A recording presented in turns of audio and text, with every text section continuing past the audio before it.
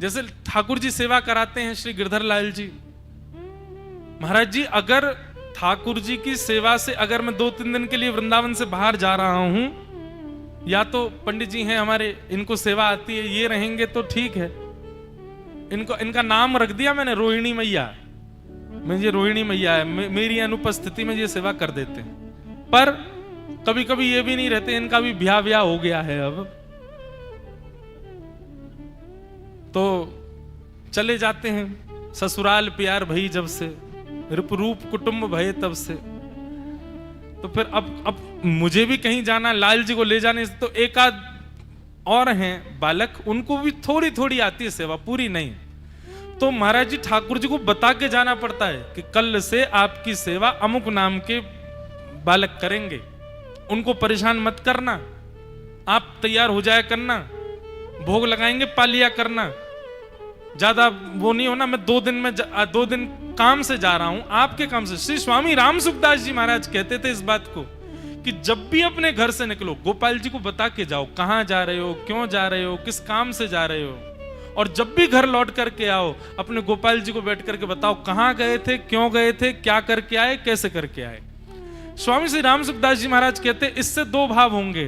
पहली बात, कहीं गलत जगह जाना है तो आपके मन में चिंता आ जाएगी कि यार मैं तो सब बात गोपाल जी को बता के जाता, उनको कैसे बताऊं कि मुझे वहां जाना है। तो आप अंततोगत्वा यही करोगे कि आप उस जगह जाओगे ही नहीं, गलत जगह है, गोपाल जी को नहीं बता सकता मैं वहां जाऊंगा ही नहीं, पहली बात। दूसरी बात, आप जिस कार्य के लिए भी जाओगे ठाकुर जी को बता के जाओगे तो ठाकुर जी पूर्व व्यवस्था रखेंगे। अरे वहां गया है, जिस प्रकार घर से निकलने पर माता पिता को बता, तो माता पिता चिंता रखते हैं ना, बार बार फोन करके पूछते रहते हैं। ठाकुर जी फोन तो नहीं करेंगे, ठाकुर जी लेकिन उपस्थित होकर के वहां आपके कार्य को देखते रहेंगे। अच्छा मुझे बता के गया था, मैं उस काम से जा रहा हूं, सब कार्य व्यवस्थित हो जाएंगे। लौट करके आकर के ठाकुर जी को सब बताओ। तीसरी बात इससे जो सिद्ध होगी क्या, कि आप अनुभव करेंगे कि कुछ दिनों में आपके ठाकुर जी से आप जब बताएंगे वहां जा रहा हूं ऐसे ऐसे, आपको प्रत्युत्तर मिलने लगेगा, ठाकुर जी संकेत करने लग जाएंगे, ठाकुर जी किसी ना किसी रूप में आपको अनुभव करा देंगे कि हाँ ठीक है जाना चाहिए, अच्छी बात है। या कह देंगे नहीं वहां मत जाओ, ठीक नहीं है। अनायास ही आपका मन होगा कि नहीं मुझे नहीं जाना, नहीं मैं नहीं जा पाऊंगा। पता नहीं क्यों मन अचानक से उच्चाटित हो गया। वो उच्चाटन होना और वो परमानंद होना कभी कभी चित्त में, ये अनुभव है कि ठाकुर जी ही आपके चित्त में वो भाव प्रकट करने हैं। महाराज जी दास के साथ एक होती है लीला कि जैसे कथा कराने वाले कभी कभी मिलने, अब मैं हमेशा नहीं मिल पाता सबसे, जो भी कथा कराने वाले, तो कई बार वृंदावन में होता हूं या कहीं आ जाते हैं कथा आयोजक जिनको करानी है, तो उनका ये निवेदन करना कि हमारे यहां कथा कर दीजिए, उसी समय मैं अपने चित्त में अनुभव करता हूं। यदि विषाद का अनुभव होता है ना, मतलब पीड़ा जैसी हो जाती है, तो बस पता नहीं क्यों लगता है कि ठाकुर जी इच्छा नहीं कर रहे, तो उनको कहना पड़ता है कि हम समय होगा हम बताएंगे, बाद में बताएंगे आपको। और कई बार ऐसा होता है महाराज जी, कई लोग आते हैं बोले हमें कथा करानी, कब करानी, अगले महीने करानी। अब समय तो है नहीं, लेकिन मन में इतना उत्साह, आनंद और इतनी तीव्र उत्सुकता जैसी आ जाती है, बस उसी समय लगता है कि नहीं सब कथा आगे पीछे करो, किसी को कहो उनकी भले कैंसिल करो, उनको कहो बाद में करेंगे, इनकी पहले करो। तो साथ में जो लोग रहते वो कभी कभी चिंतित होते, ऐसा क्यों कर देते आप, कथा कैंसिल करके किसी को दे देना। जैसे श्री दत्त धाम के लिए भी यही हुआ। इस तिथि में पहले अगली तिथि थी, मतलब 12, जिस दिन कथा पूर्ण हो रही है 10 तारीख को ना, पहले 11 मई से 10 जून तक का समय था, फिर बाद में 11 अप्रैल से 10 मई का हो गया। इस तिथि में महाराज जी 3 कथाएं थीं कहीं कहीं पर जब ये तिथि निश्चित हुई तब ऐसा लगा नहीं यही तिथि होनी चाहिए, इसी में ही जाना है, इसी में ही सुख मिलेगा। तो ये संकेत ठाकुर जी करते हैं आपके चित्त में, जब आप उनसे वार्ता करते हैं, आप उनसे चर्चा, और वार्ता कोई ऐसा पूरे दिन बैठे रहो उनके पास, केवल इतना कीजिए। देखिए बहुत ज्यादा भी करते हैं ना तो कहीं कहीं आडंबर लगने लग जाता है, ज्यादा भी नहीं करना है, केवल इतना कर लीजिए कि आप जब जाएं, जैसे माता पिता को बताते हैं वैसे ठाकुर जी को बता के जाओ, हम वहां जा रहे हैं, इस काम से जा रहे हैं, इतने देर में आएंगे, इतने बजे तक आएंगे, आप ध्यान रखना। और जैसे ही लौट करके आओ, हाथ मुंह धो करके सबसे पहले ठाकुर जी को जाके सब बताओ, आज कहाँ गए, क्या किया, किससे मिले, क्या हुआ, कितना कमा के लाए, कितना खर्चा हो गया, कितना मुनाफा हुआ, कितना घाटा हुआ, सब बता दो। क्या खाया, क्या पिया, सब बोल दो ठाकुर जी को। स्वामी श्री राम सुखदास जी महाराज कहते, बोले इतना मात्र करने से आपकी भक्ति अपने आप शुद्ध होने लग जाएगी, और ठाकुर जी जो जड़वत खड़े रहते हैं वो धीरे धीरे चैतन्य होने लग जाएंगे। तो बता के जाना पड़ता है ठाकुर जी को कि ये सेवा करेंगे। पाद सेवनम, ये ठाकुर जी की इच्छा से होता है, हमारी इच्छा से नहीं होता। श्रवणम कीर्तनम विष्णु स्मरणम पाद सेवनम, ठाकुर जी की चरण सेवा, ठाकुर जी की निज सेवा।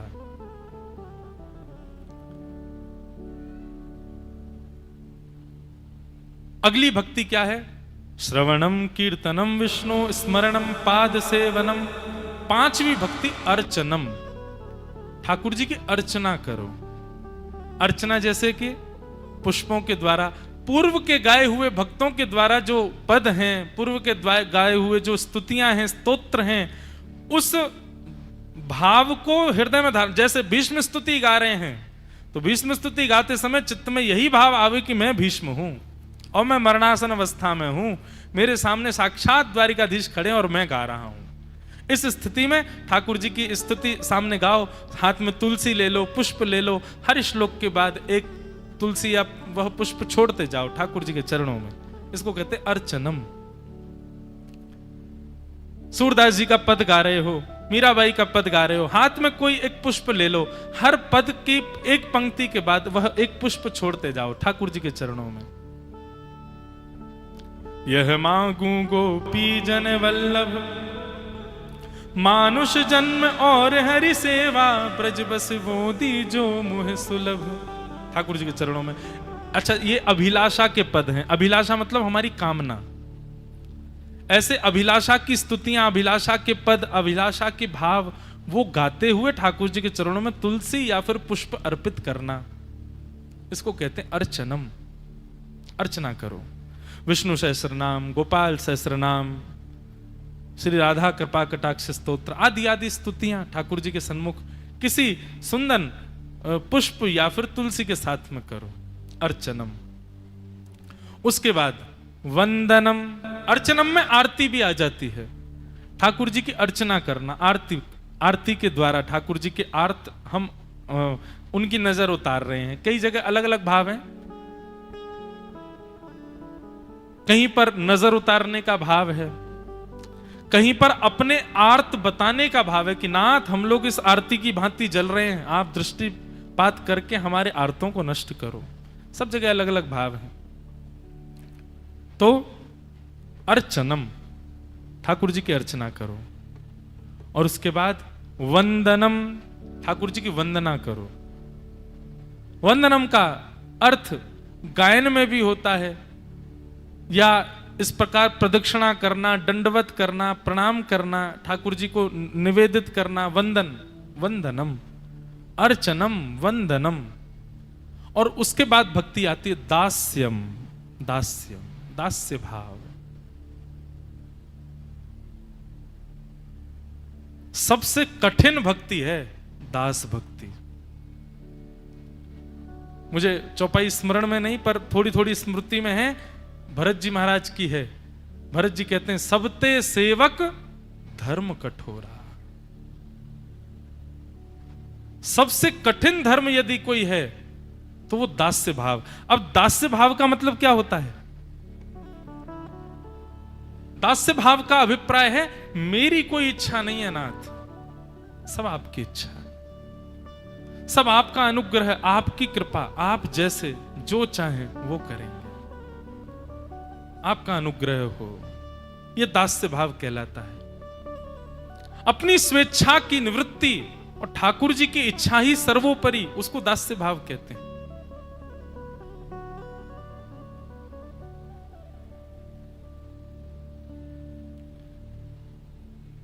ये जीवन समर्पित चरण में तुम्हारे, तुम ही मेरे सर्वस्व, तुम ही प्राण प्यारे।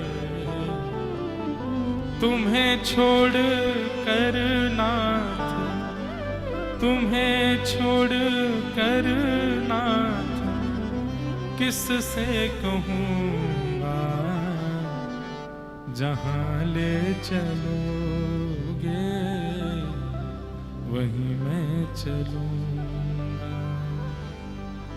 एक पद का भाव मुझे स्मृति में तो नहीं, पर किंचित मात्र चित्त में आ रहा है। तुम रहो कहाए के अब कौन को कहाऊंगो, इसको कहते हैं दास्य भाव। मतलब जब मैं आपका कहला दिया गया हूं, अब किसी और का कहलाया जाऊं, कैसे संभव हो सकता है नाथ। तुमरो कहाए के अब कौन को कहाऊंगो, संतन की पनही को रक्षक कहाऊंगो। हाँ, श्री मदन मोहन सूरध्वज जी महाराज, इनका चरित्र एक दिन में सुना रहा था ना।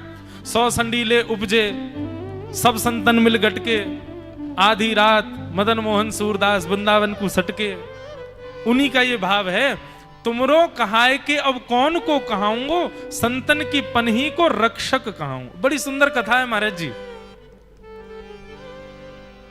सूरध्वज जी महाराज जब सब छोड़ छाड़ करके मदन मोहन जी की शरण में आ गए वृंदावन में, तो ये रोज ठाकुर जी से एक ही प्रार्थना करते थे, तुमरो कहाए अब कौन को कहाऊंगो, संतन की पनही को रक्षक कहाऊंगो। बोले नाथ,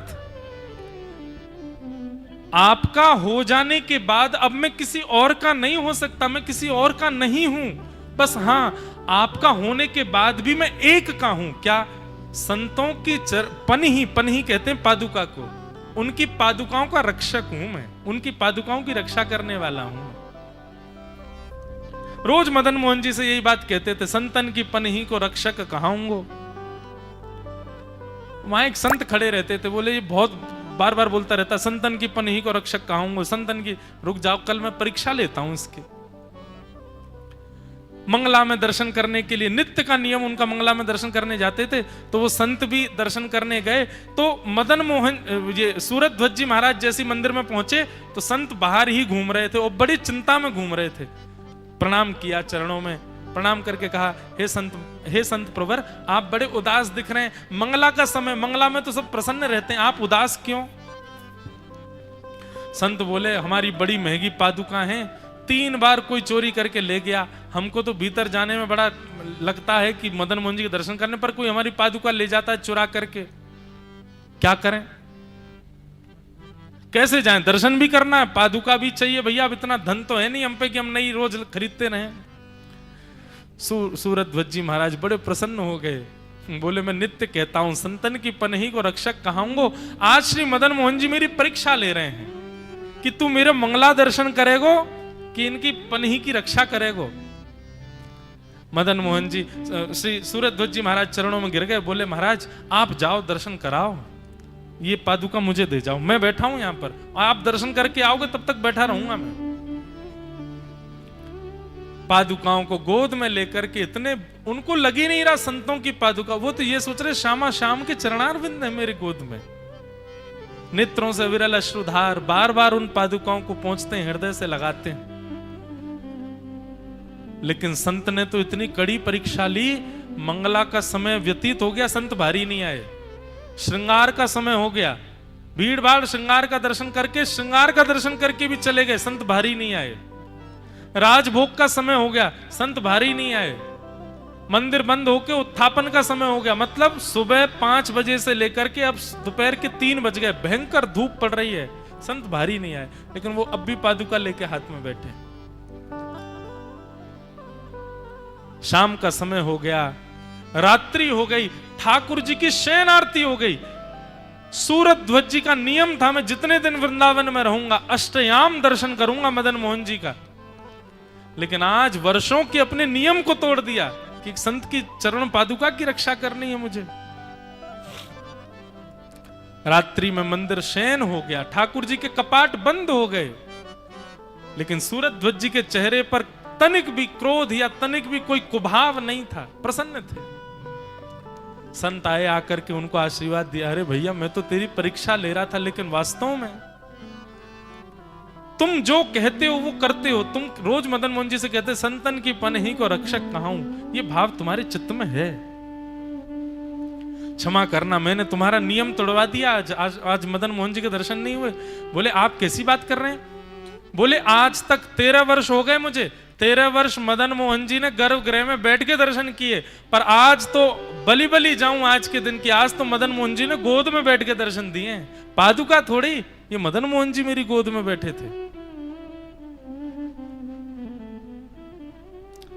संत वहां से चले गए। अब सूरध्वज जी महाराज, कपाट तो बंद हो गए मंदिर के, तो मुख्य दहली को प्रणाम करने गए कि हे नाथ, आज दर्शन तो हुए नहीं, दहली प्रणाम कर लूं। और दहली पर जैसे ही प्रणाम किया, सर रखते ही पत्थर का अनुभव नहीं हुआ, दहली का अनुभव नहीं हुआ। तो संचिंतयेत भगवतश्चरणारविंद्रम वज्रांकुशध्वज सरोरुहलांचनाड्यम उत्तुंग रक्त विलसन्नख चक्रवाल। शंख चक्र अंकुश आदि सुंदर सुंदर चिन्हों से चिन्हित, सुंदर चंद्रमा को भी फीका करने वाला, दिव्य तेज प्रकट होने वाले 2 युगल चरण थे। और प्रणाम करके ऊपर देखा तो साक्षात श्री मदन मोहन लाल जी सामने खड़े हुए हैं। सूरध्वज जी महाराज आनंदित हो गए, हृदय से लगा लिया मदन मोहन जी ने। बंधुओं, एक बात सदैव याद रखना, जब से ठाकुर जी मिलेंगे, तब से ठाकुर जी मिलेंगे, नियम से ठाकुर जी मिलेंगे, यज्ञ होम अनुष्ठान से ठाकुर जी मिलेंगे, लेकिन इन सब से ठाकुर जी मिलेंगे, उसमें जितनी अवधि लगेगी, जितना समय लगेगा, उससे आधे से भी आधे समय में ठाकुर जी मिल जाएंगे, यदि किसी संत चरण उपासक यदि आप बन गए तो, वैष्णव की सेवा आपने प्रारंभ कर दी तो।